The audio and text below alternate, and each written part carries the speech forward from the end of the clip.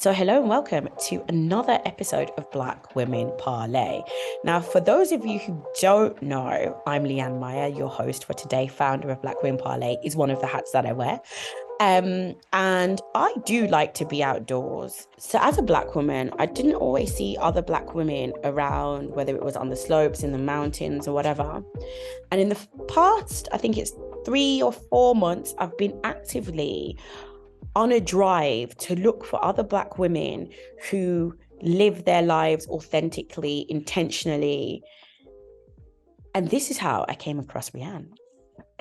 Because she is the founder of Black Girls Hike. And literally, I can't tell you all the excitement with which I literally saw this woman's profile and was just like, so cool. My fingers were tapping on the phone. I was like, I've got to reach out. I've got to talk to her. I have to. So this is why. And every week I'm excited, and this is never going to change because I absolutely appreciate every single one of the guests who join me. A, because I respect people's time, but B, they're all inspirational. So without further ado, Rhiane, thank you for being here. Can you tell everyone who you are, what you do, and in fact, like, why did you start Black Girls Hike? Well, hi everyone. I'm Rhiane Fatinikun, founder of Black Girls Hike. Why did I start Black Girls Hike? So a couple of years ago, I used to work in the civil service, and I was just like really unfulfilled in my job. Was getting quite anxious at the time. I was in an accident, and I was looking for more ways to kind of like do something more worthwhile with my time. And I was on a train once going through the Peak District, literally very randomly, just watching people get on and off, and just was like, I'm going to take up hiking this year.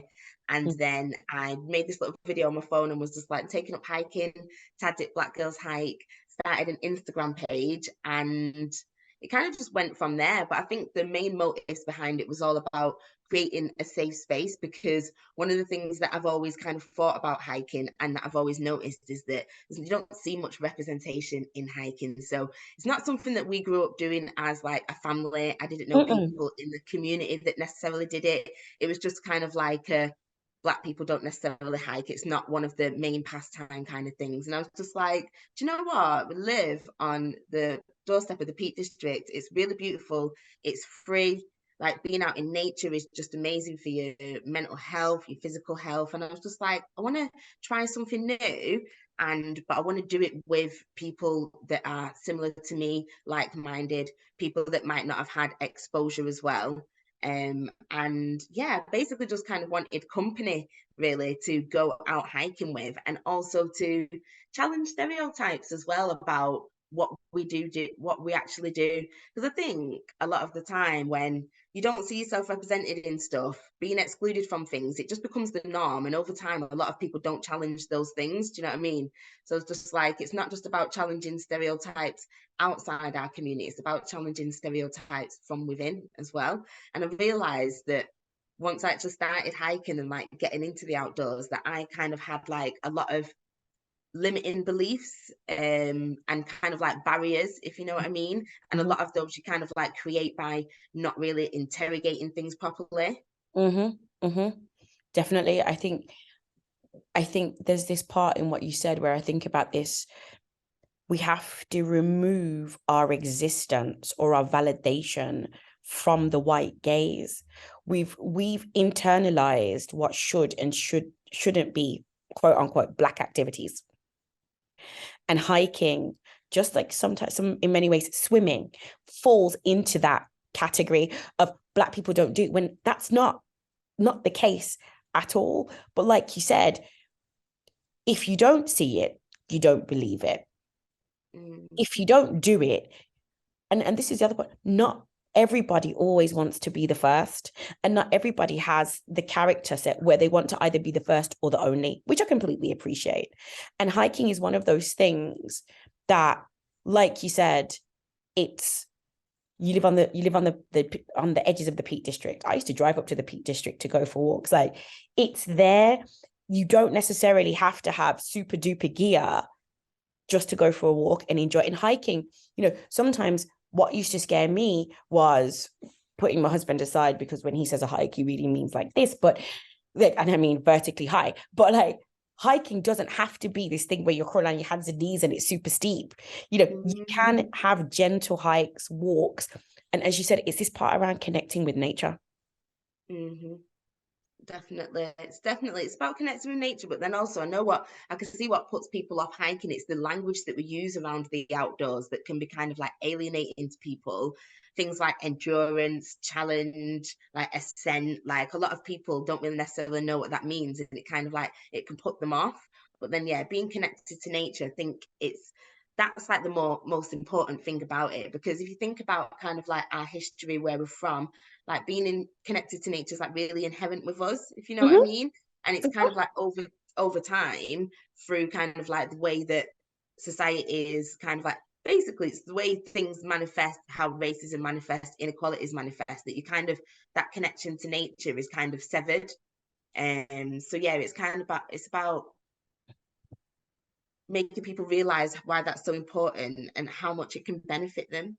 And I Yeah. love seeing the transformation in people when they have kind of like been coming to Black Girls Hike for a while, and then they're just kind of like up for everything, out all the time, sending you pictures, really motivated. And you can just see kind of like a change in the well-being. Yeah. And I think sometimes what we underestimate is the commoditization of activities.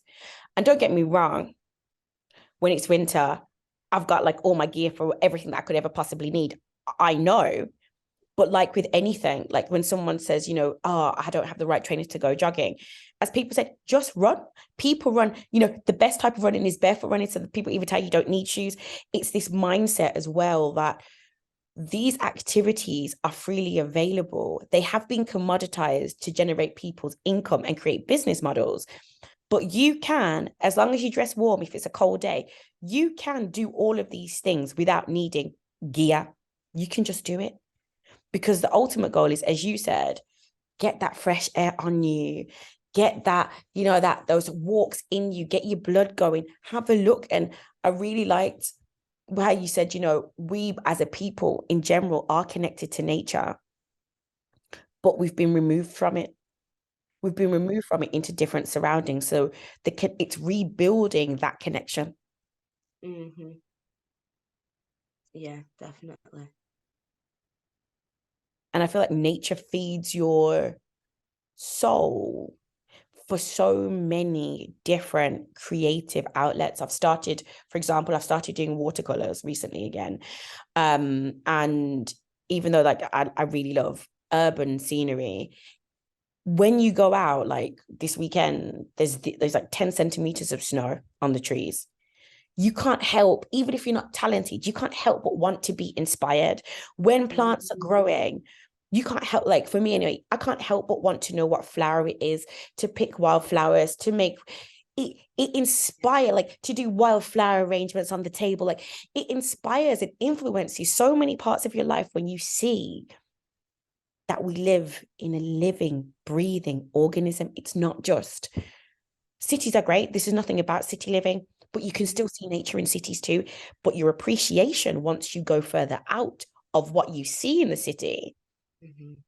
for me, has the two-fold effect. Like one part is I question my lifestyle and I question, why do I live in a city sometimes? Why do we choose to live in a small box when the earth is so big?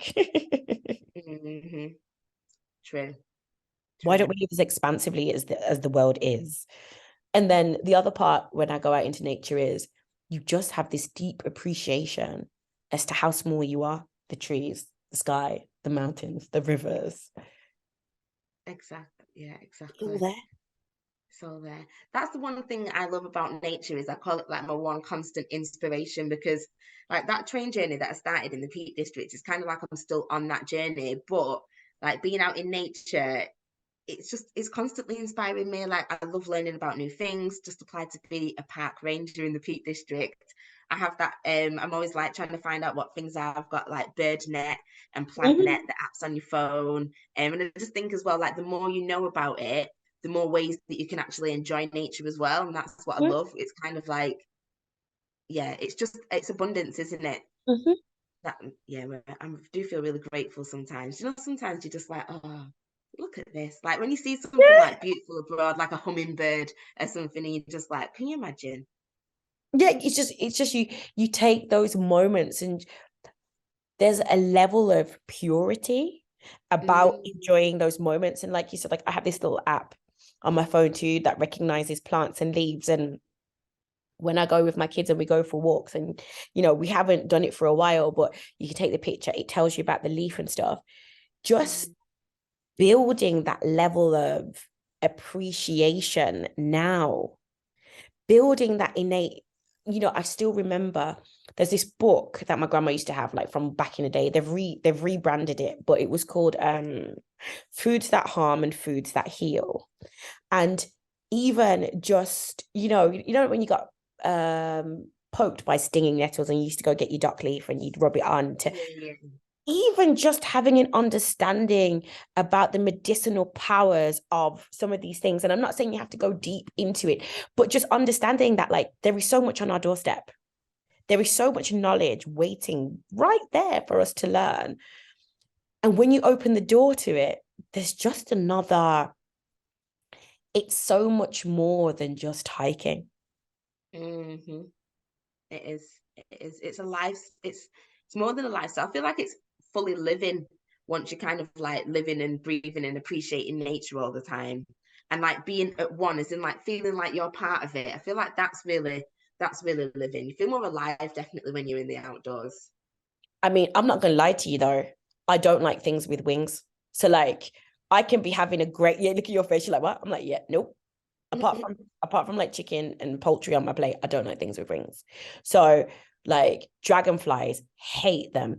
Daddy long legs, like no, dragonflies look beautiful as long as they don't fly towards me. Mm-hmm. Yeah, so I I have that problem. I can never quite feel completely at one because if something crawls on me, I'm like, I feel sick. But even though I don't like those aspects, I will watch insects and all sorts of things on the television, and I appreciate them because they're part of the ecosystem and they're important. Mm-hmm. But it also doesn't stop me from going out. And I think this is the thing that I would always say to people is, yes, the pictures are cute. Yes, it's great, but also understand that like you might not like everything. Like I don't like flying creatures. I just don't. But it doesn't stop me from appreciating how important they are. It doesn't stop me from going out. It doesn't stop me from feeling connected. It's just I just know I don't. I hate butterflies. I think they're gross. Um, I just know what I like, but it doesn't stop me from doing it. And I think that's the other part of it is if you don't like certain things, it's okay as long as it doesn't Mm-hmm. stop you from enjoying. Like I'm never gonna be able. I even when you said it, like I was like, no, I can feel at one to a certain point, but then when things start flying, as in like big things, like the gnats don't bother me or the swarm of like whatever, that doesn't bother me. But when the big things start flying, Leanne's like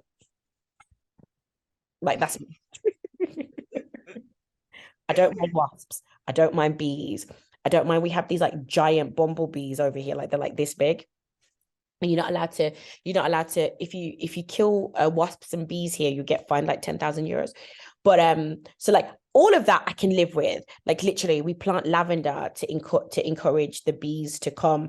We plant tomatoes and strawberries. Like I'm all for all of that. Like that doesn't bother me. But some of them ugly flyers, no. Mm. Insects, no. Like this is why I can't go Australia. Oh yeah. See, going to Australia, it's the spiders for me. There are no. So like, I've recently, only in like the past couple of years, stopped hoovering up spiders and moths. So like now I let them live because I realise how important they all are. I joined them. I'm a trustee for this charity called UK Youth for Nature, which is all about kind of like holding the government account to nature restoration. And you get hear the statistics of like the decline of insects, is actually quite startling. And when you think about that, we're all in kind of like this little food chain and we're just taking out certain things. Mm. So yeah, I do let things live. I'm actually have a bird feeder, and do you know what? I even buy them sometimes, these live little worms off Amazon, these little wax worms, and they go mad at the bird feeder, and I absolutely love it. Listen, once you see little things and it all contributes. Like I was in the car over the weekend and I know not everyone loves snow. I absolutely love snow. Like I don't know how people can't love snow. It was snow covered, thick snow on the trees, everything. And I just took a breath out and I was like, until you appreciate nature to a certain extent, you will never be able to appreciate the damage that we're doing to our habitat. Oh my goodness. Do you see what I'm This saying? is the thing. Like once you really appreciate how beautiful it is. Now, I'm not trying to say to anyone who's listening, I'm perfect. I'm not. I haven't divorced Amazon Prime, so I'm not perfect. I still have a car. I'm not perfect. But in a lot of ways, we talked about the fact that I take the train to travel and stuff. Like I've not completely, I haven't completely excluded flying, because if I want to go long haul, I need to fly. But I have reduced my flying and my carbon footprint that way. But when you look at the things that you can do to preserve this beauty and you appreciate it, it changes the way you look at things. 100%. 100%. Like I could definitely be doing more to be like environmentally conscious, but no, not wouldn't say environmental conscious. I am environmentally conscious, but I could do more to kind of like reduce my carbon footprint, as you say. But I think one of the things behind what I'd like us to do more with Black Girls Hike is kind of like people not having that connection to nature means that they don't have that kind of sense of stewardship or ownership of the land and feel like it needs to be protected. Mm-hmm. And when you think about like climate change and that kind of stuff, it is like Black and brown communities that are actually disproportionately impacted by it and are being so already. So it does need to be one of those things that is kind of like definitely on our radar, that our community is engaged with that topic, because obviously it impacts us so much. So I hope that with Black Girls Hike, people, getting out more in nature, once we can start doing like more initiative, like environmental ones, we'll be able to kind of like build on that as well. Because that's what I'd definitely like us to do more. Yeah. Now I'm thinking like, oh my God, I don't even recycle. Yeah, Silly. but no, but here's the thing about recycling, right? Recycling only works if the government recycles. And when I say it only works, you can separate your rubbish. You can bring your rubbish to separate bins, but they don't always do it. Like they don't always do anything just because it's separated. Mm, Sometimes they just pull the stuff back together and carry on doing, but it just makes you feel better. So like, oh, I'm not saying that like we both said, it's it's not about perfection. It's not about changing. It's not about being able to do everything, because no one can. And let's also be clear, it's also not the richest people who are doing the most in terms of saving the climate. But I think there's this part around being aware and appreciating the beauty of nature through hiking mm, just changes that development and your interaction with nature. It's not just, oh, this is a thing that I saw on David Attenborough on television. These beautiful places are right on our doorstep. exactly. They're right there to be Yeah. seen. But I think to your point, and to what I was saying as well, is the presence of Black Girls Hike creates the possibility in the existence and in the doing that you can see these beautiful, outstanding, what do they call them? Areas of outstanding natural beauty, right? Yeah. That there are all these areas of outstanding natural beauty in the UK, the Cotswolds, the Peak District, the Lake District, the Pennines, and so on, and so on, and so on, and so on. It's just being able to do that. There's so many ways. Like, to know me is to know I love a spa hotel. Like that's just me in a. So do you know what? You go Peak District, I go spa hotel, I go walking, I go Cotswold, same thing.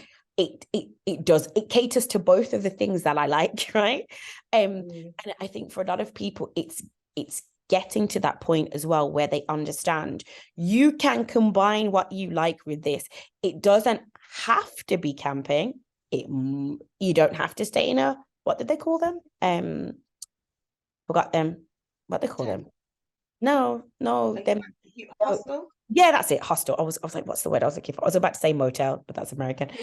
You can combine it with whatever you want, but going out and just seeing, feeling the beauty, walking on a meadow with no socks on, just feeling like proper grass under your feet. Like going Mm-hmm. into a quick river just to get your feet wet, which is absolutely cold, and I scream like a banshee. All these things are just, they're priceless moments. Mm-hmm. Mm-hmm. And that's the thing as well. Nature's so giving. Like, there's literally a level for everyone, and there's a way that everyone can actually enjoy it. Mm. Like from the beginner to the expert, there's something there. And they say beauty is in the eye of the beholder. Mm-hmm. It's like, I didn't real like, I always knew that snow makes me happy, right? It just does. I can't like, I just love snow. I love snow. I don't care if it's cloudy. I don't care if it's sunny. I just love being in the snow. Um, but like taking a photograph of like the snow up close, and just, all there are so many different ways. Yes, over the weekend we were in Powder, and literally it just feels so soft. Like, you're like, oh my gosh, 30 centimeters of snow. Like, what the hell? You can't help but feel good, the endorphins, all of it. And then to know that there's a group of women, Black Girls Hike, who you could, for example, share all of this with, Mm-hmm. that right there for me is just empowering. It is. It is. It's really wholesome as well.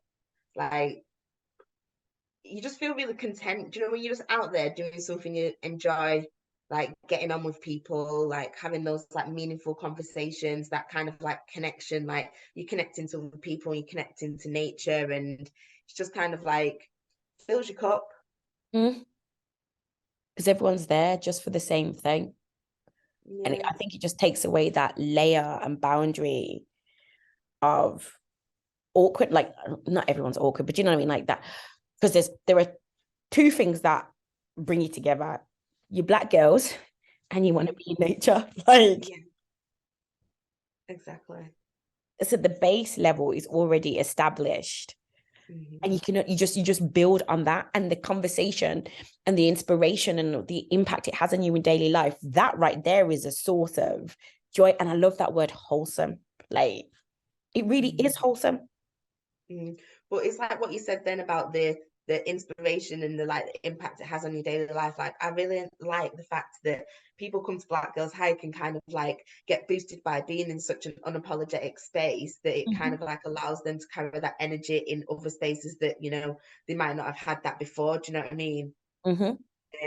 With confidence. Like, I know that a lot of people that come to our group, when I went to the group, when I first started the group as well, like I like worked in an unfulfilled role, one of like the only Black people in an organization. Like, I was a union rep and I've always been quite outspoken, but it is just one of them places where it's nice to be around like-minded women, but then you also kind of feel like even more, what's the word, kind of like not bolstered, but kind of like, Yeah. yeah, like bolstered to kind of like be unapologetic. Do you know what I mean? Even when you are just on your own in those spaces, Yeah, for it's sure. kind of like the support kind of like carries you through. Yeah, I agree. And I think, like, for me, just that part even was like, in some senses, a theme and a thread for me in Black Women Parlay, which is, we shouldn't always have to be fighting, right? Mm, It shouldn't always be that I have to fight this, fight that, fight, like no. And I shouldn't have to feel like I'm always fighting at work or fighting in other places. It should just feel like I can be myself. And this is why these spaces, Black Girls Hike, Black Women Parlay, are so important, because it's about the nourishing, uplifting, sharing, advising, mm-hmm. whatever it might be, to just give you that extra layer of armor, that extra layer of protection, that extra bit of strength for you to go do what you need to do. Yeah. So with Black Girls Hype, so I'd been running Black Girls Hype for about 18 months, and I was like doing brand deals, doing a lot of media and stuff. And I remember one of our members that I was kind of friends with saying, you should quit your job and do this full time. And I Yeah. remember just thinking, oh my goodness, I could never do that. Like, I worked in the civil service, proper, like really cushy job. You're just like never getting sacked. And I was just like, you think about like security and stuff, but then if it wasn't for like the encouragement and the fact that other women in our group of like were inspired by me and supported me, like I wouldn't have taken that leap of faith to quit my job and stuff. And it's been like the constant support and kind of like the members pouring into me, making me believe in myself when sometimes it might be a little bit kind of like, oh, I'm not sure if I can do this, a bit self-deprecating. And it's kind of like their belief in me, their supporting me. It's really helped me. And a lot of the time I don't even kind of like sit back and think about the impact that the way the Black women in the group have actually supported me Mm, mm. and helped me get to where I am. I live like a fulfilled life now. Like I do something that I'm really passionate about, and I get to connect with community. And you know they've helped me do that. I'm forever grateful to the sisterhood. Yeah, no, and you know what? And showing appreciation, and this is like being a theme. One of Chloe Pierre, the founder of Thyself, was also I guess on the podcast. And I think that's the episode's coming out this week, if I'm not mistaken. I'm confused. Maybe it came out last week. And you know, she said the same thing. It's that part around you created something because you created a group and a network and a community because something was missing in her life, something was missing in my life, something was missing in your life. And it supports you and gives back. Yeah, yeah. And then it makes you feel even more so that you're like walking in your purpose as well. And it's really powerful actually. Sometimes it feels a bit, I don't know if the word is surreal, but I think that for all the years that I kind of like worked in an office job and was like unfulfilled and wasn't sure what I wanted to do, and I was kind of like doing this and doing that, I never really thought that I would ever be in this position of kind of like being really content. Like I went away for a month in December and was just like, I've earned this and I can travel and I've created this, and I need to actually kind of like believe it and believe that I actually deserve it as well. Yeah, literally, it's that. It does feel surreal when you're like, I'm doing the job. I'm not even calling it a job. I'm living intentionally. I get to do what I enjoy. Is this my life? Can someone pinch me? Like, and as you said, and I think this is a really important part, is that for all of us and any of us, as we get to this point, we can never forget that we worked to get here. It wasn't gifted. We worked for it. And sometimes Exactly. this part of it feeling surreal is us, you know, I'm going to call it that mechanism of us thinking, oh, I haven't earned it. No, no, no, no, no. We've earned it. We've put the time in. We deserve it. But it's such a different feeling, like a life feeling. And it's that part of, don't get me wrong, we all have bad days, we all have off days. That's like life. But if someone said to me, do I actually want to go back into a corporate like tomorrow? The stakes, the levels of like, it would be impossible almost, because what they would have to offer me, not talking about money, freedom, fulfillment, purpose, impact, all of that need to be offered on a plate makes it nearly impossible. So we are blessed, we are privileged. And when I say privileged, you know, we are blessed to be able to do this. It's a privilege to be able to do this. It's an honor to be able to do this. But we've also put the time in for this. Yeah, we have also put the time in, but then also sometimes feel like we need to give ourselves more credit as well, because we're actually the special ones, because it's not everybody that is kind of like, we're not socially conditioned as people to kind of like break the mold in this way. And I think that's one of the reasons why sometimes I say, oh, this feels like, sometimes I actually feel like I got so used to kind of like having a manager. Some days I'm just like, the middle of the day I've done nothing, and you kind of like, oh, did I need to do something today? Like you're so used to kind of like answering to people, that kind of stuff, because your conditions kind of like go to uni, get a job, do a career, and all that kind of stuff.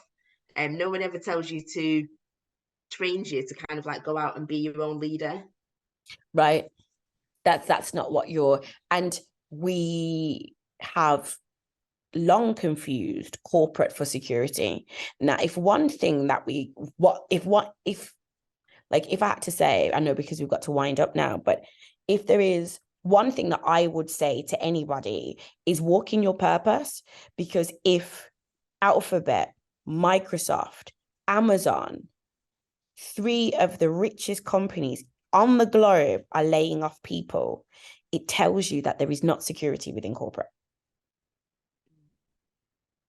Mm-hmm. Security is in doing what it is that fulfills you and finding a way to make money, which will come because, right. And also security, like it just creates those barriers, doesn't it? Because you are afraid to step out of it. It's a comfort zone security, isn't it? It's exactly, it's a comfort zone. And it's also like, and this is, by the way, this is not me saying to anybody, don't get a mortgage or anything like that. That's not how I mean it. But in many ways, the things that are secure, that provide us with security, also inhibit us, like you said, from taking a next step, right? Yeah. They inhibit. So if this job is my security, I will keep it, even though it is emotionally draining me, because you know you're not in the headspace to go and interview because you're not there, but you're still staying in a job that's actively dulling your skill set and everything else. I'm not going to move to another country because I have a mortgage. I'm not like, all of these things inhibit us. And I think and as I said, it's not to say that a job's not important. It's not, of course, like they are all important. But are we giving them their rightful place in the hierarchy of importance in Mm-mm. order to live a fulfilled life? I don't think so. I think if you actually really think about it, security, all it really means is restricted. When you go to a club, the security, it's restricted. You go to an airport, security, it's restricted. You've got this job, you think it's secure, but you're restricted. Really, do you know when we said that language is really important? If we started talking about calling security restricted, I don't think people would be like, oh, I've got a really restricted job. Right. I'm doing it because it restricts me, it inhibits me, and I really want this inhibition. Do you? Or do you want freedom? Or do you want, like, you're right. It's this, even if we look at it from a safety perspective, a seatbelt restricts you with good purpose. But if your car goes forward, it stops you from moving. It's a restriction. Not all restrictions are bad. The point is, are you letting it restrict you too much? And are you using that as your restriction, self-inflicted restriction, to stop you from living your purpose? Because that's what it's there to be. And I think sometimes, as you said, freeing yourself and freeing your mind is one of those things that you can only have when you're distracted. My camera might work in some of these places, but my phone sure as hell doesn't. And sometimes that's what you need to be able to disconnect, to connect with nature, to be there, to allow your brain. There's as we get older, we lose the capacity to dream. And I've always been someone who has like semi-daydreams, but I actively work on that. And sometimes, to still be able to do that as an adult, you need to be able to switch off. And that's outside. Mm-hmm. Something a little bit strenuous, not too strenuous because then I start to cuss, but you know what I'm saying. Yeah. So, in conclusion, what is it, the takeaway that you would like everybody to have today? And where can these lovely people find you? The takeaway I would like to have is stop waiting to go outdoors. Literally, just take that first step. If anything, just walk around your local block, and then maybe tomorrow walk a different route around your local block. But just kind of like get outside. Nature is for everybody. And you can find us. You can find me at Rhianne's World on Instagram. Black Girls Hike is BGH_UK, and we have a website, bghuk.com. Thank you. Thank you. It had, go on. I was going to say, can I do my takeaway bit again? Because I don't know whether that was the best one. I'm not sure. Can you ask it me again? Yeah. What would you like sorry, Ryan, I know you know this, but can you cut that first one out and then patch it with this one coming now? What would you like your takeaway for everyone to be today? Get outside, let nature nurture you, join the community, and don't overthink it. Like you can literally just go and walk around your local block. Like nature is just kind of like abundant and ever present. Thank you. And then now I need to know where everyone can find you. You can follow me at Rhianne's World on Instagram and check out bghuk.com. Perfect. So I want to say thank you again for your time. Everybody, just look out for the BGH, BWP coming together for an event. Everyone goes hiking, like with the whole bit. hiking, luxury, intentional, authentic. Like, we're gonna do it. It's gonna happen. So look out for it. And thank you. You know where to find me at Leanne MM on Instagram, Leanne Mair on TikTok, and Leanne Mair on LinkedIn. So until the next time, toodles.